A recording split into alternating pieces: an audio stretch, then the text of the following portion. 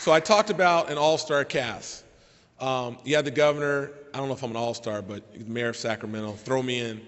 But today's my birthday, and my fiance flew in from Washington, D.C., and I don't know if you know who she is. So what I'm going to do, wait, before you clap, for those who do know. You think the Terminator is serious.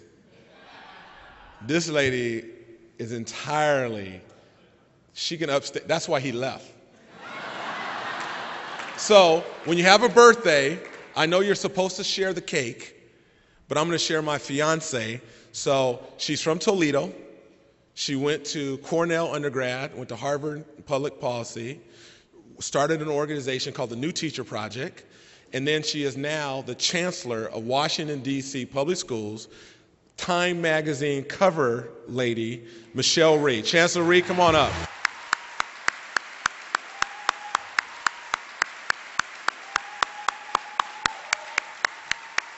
Thank you.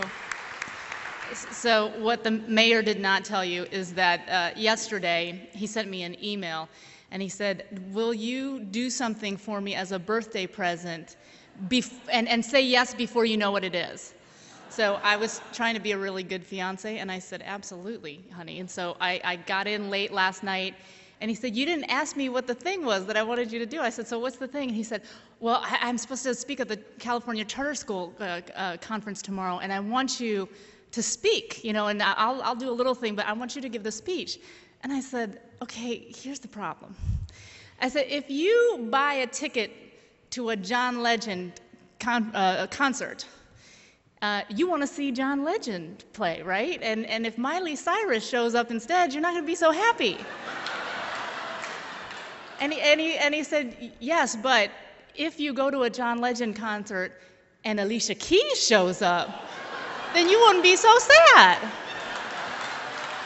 So I have to now rise up to the Alicia Keys standard. You know, it was interesting for me to sit, and I've never heard the governor speak before, and it was thrilling for me to hear a politician say, I'm here because I love charter schools. And if you were to ask me why I'm here, I'd actually say the same thing, because I love charter schools. And that may be, it might be understandable for a Republican governor to say that he loves charter schools, maybe not so much from a urban superintendent. But let me give you a couple of pieces of why I think that charter schools are so important in the education reform movement in this country today. The first is because charter schools provide a proof point for something that has been talked about for a long time, but has actually never been really actualized. And that is that poor and minority students, regardless of where they grow up and what their home circumstances are, can achieve at the same high levels as their suburban counterparts. So 20 years ago, when you know, A Nation at Risk came out and people started talking about the achievement gap and how poor performing our urban centers were doing in terms of educating kids, you heard a lot of slogans being thrown around. All kids can learn, and you know, this sort of stuff, and everyone wanted to believe that these things were possible. But even the most well-meaning people out there, they always had a little kernel of doubt of, you know, is it actually possible to do this, right? Because if you look at the challenges that so many of our children face every single day before they even step foot into school, right? Nobody fed them breakfast before they got there. Nobody put them to bed the night before at a decent hour. Maybe their electricity got cut off so they couldn't do their homework. I mean, you're facing all of these challenges, and it makes even the most well-meaning people think, is it possible for these kids to overcome these challenges? And so for a long time, I think there was a lot of disbelief around, is it possible to provide these kids with an excellent education? And you know, it's interesting for me because when I first came to Washington, D.C., one of the first things that I did was I shut down a whole lot of schools. I closed a whole lot of schools. And what I quickly realized is if you want to very, very rapidly become the least popular person in a city, all you need to do is say that you're closing down a school, much less 23 schools, which was 15% of the schools in the city that I said I was going to close. And I went one day to one of the schools, and I decided that I was going to talk to some of the people in the community. So I went across the street from the school to a housing project. It was the middle of the day, and there was a number of men sitting outside.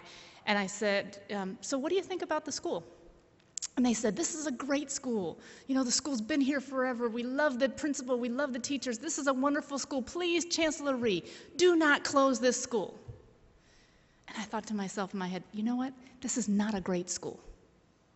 10% of the children at this school are on grade level in reading and math. 10%.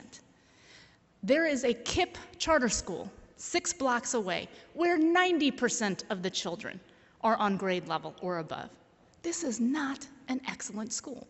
But what I realized was that we had a lot of educating of our communities to do to get them to see that just because you like the people and the school's been there forever, doesn't mean that that school is providing children with the education that they deserve. And so what charter schools across the state of California have done, from the KIPPs and the Aspires to Leadership Public Charter School and High Tech High and the St. Hope Public Charter Schools here in Sacramento have done, is they've finally shown at scale that it is absolutely possible to ensure that poor and minority kids can achieve at the same high level. So that having that proof point is extraordinarily important because it takes the excuses away from every other school district, jurisdiction, anywhere who says that, oh, well, we have low academic achievement levels, but that's because of all these challenges that exist. So having those proof points is incredibly important. The second thing is that the charter school movement can provide a huge leverage point for reform overall in an area. And let me tell you how it worked in Washington, D.C. We have probably the friendliest charter school legislation of any jurisdiction in the country. You get about $9,000 per student, which is our per student funding formula, plus you get add-ons depending on ELL and special ed kids. You also get a $3,000 facility stipend on top of that. Am I succeeding in talking some of you into considering DC? We don't take any money off the top for the district or anything like that. We give you the full funding and access to everything that the traditional public school district has. So what happened in DC was then the charter school movement started just catching fire, as the governor was talking about before. And pretty soon, people looked up and saw that about 1/3 of the children in the city were attending public charter schools. And so at that point, even the people who like the status quo and don't want to see any change happen looked up and said, oh my gosh, we have to do something. Because if we don't change something now, in 10 years, there is going to be no DC public school system. It's all going to be charter schools. And so it was out of that fear, quite frankly, that the city decided to pass legislation that allowed the mayor to take mayoral control of the school system. So now we operate without a school board. We have the mayor appointed me, I report directly to him, and everyone having to do with education all report into the mayor, and an extremely effective way to operate. It's sad when I hear my colleagues across the country who talk about how much time they have to spend with school boards and this, that, and the other thing, and they say they spend upwards of 60% of their time trying to politic with their school board members. I said, in DC, this is what the situation is. If I have an idea about a policy that I want to implement, I go to the mayor and I say, sir, this is our new idea about what we want to do. And Adrian Fenty looks at me and he says, great, let's go. I was like, that is efficient. You can't get any better than that. And that's why we've been able to move as quickly as we have in DC. But so those two things are important. You can provide leverage for the school district, for the traditional school district to get better, and you provide a proof point. So those are two important things, but I also want to talk about two things that we need from you as charter providers. One, and this may not be a popular thing for me to say, but we have to be willing to close down poor performing charter schools, okay? We have to do this. And this is why. Right now, if you look at the spread of achievement of the charter schools in Washington, D.C. versus the spread of achievement in the traditional public schools, it's exactly the same. In fact, our elementary schools are now outperforming the charter elementary schools. That's crazy. And the worst part about it is that the low performers are masking the unbelievable things that are happening at the highest performing charter schools in the city. So if what we were able to do is actually close down the lowest performing charters and show that as a sector the charters are way outperforming the traditional public schools, then again provides us with more leverage. Then we say, look, this is what the charter schools are able to do, and this is why they're able to do it. We need to have the same freedoms and flexibilities and autonomies. So we have to be willing to close down those low performing charter schools. That's very important. The second thing is that you have to be ready for us to come after you. I mean, in a good way, not in a bad way. Let me explain why. About a year ago, we put a proposal on the table to our teachers union that essentially would make our teachers the highest paid urban educators in the country. We created this incredible scheme. I thought it was brilliant. It was, all teachers can choose between the red tier and the green tier, and if you go on the green tier, you can make up to $130,000 a year. By your 7th year of teaching, you make a guaranteed base salary of $100,000 a year. I mean, it was incredible.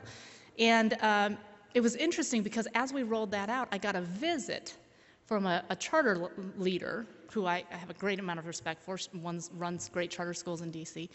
And she said to me, Michelle, you cannot move forward with this. And I said, why?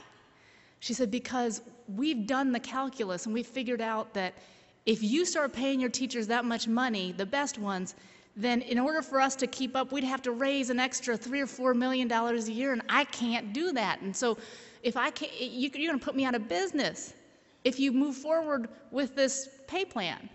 And I thought, wait a second.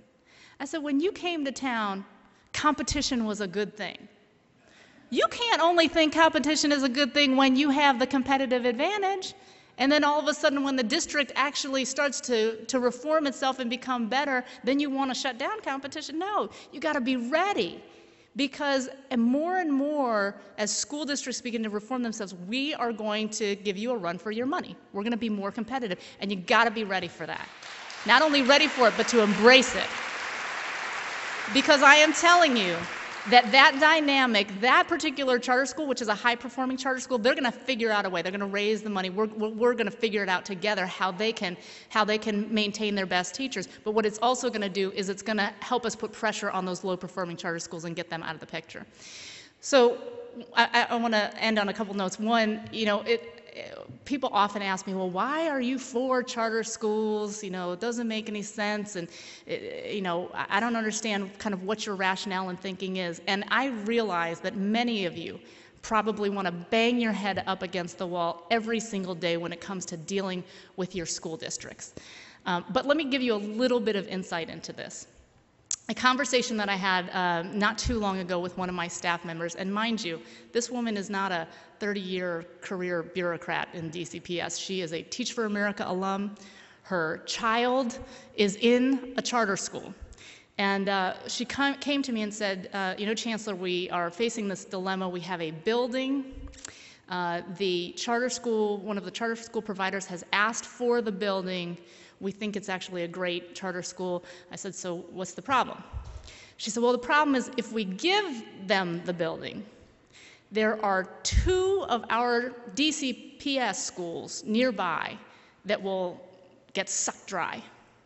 So we know that if we give these folks the building, that these 2 schools will die a slow death. So for as much as I like these charter folks, we're going to have to say no.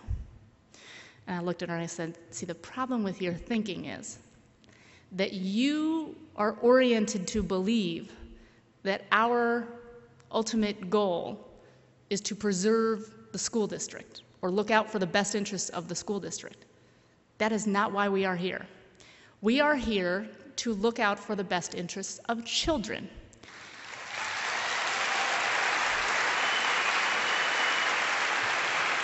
And if we believe that this excellent charter school is going to serve the children in that community better and provide those kids with a better education than we could in our 2 DCPS schools, then we have to accept the reality, we have to hand over the school, we have to work a little harder to compete, but at the end of the day, we cannot deny those children and that community the opportunity to have an excellent school just because we're trying to preserve ourselves. So, let me just end on this note. I believe that public education is supposed to be the great equalizer in our country. It is supposed to be the thing that ensures that it doesn't matter if you are black or white, rich or poor. We have public schools so that every kid that grows up in America can have an equal shot in life, right? If you work hard and you do the right thing, you can live the American dream. That is not the reality that we have in America today. The reality in America today and the reality in California today is if you grow up in Compton versus if you grow up in Beverly Hills, you get two wildly different educational experiences. And that is the biggest social injustice imaginable. That goes against every value that we have as a country. So it is up to us. It is up to us. Every single person in this room plays a role in this. You have to persevere. You have to hang tough. I know sometimes the bureaucracy makes it literally feel impossible. Notice I didn't say you have to be patient. Don't be patient. Because patient, like you could be sitting around forever being patient. You got to continue to push and be aggressive, but you have to hang tough and make sure and make sure that you're being incredibly aggressive about your efforts, because eventually you will prevail because you're on the side of right, and we will be able in this country to finally provide every single child with an excellent education through public schools. Thank you.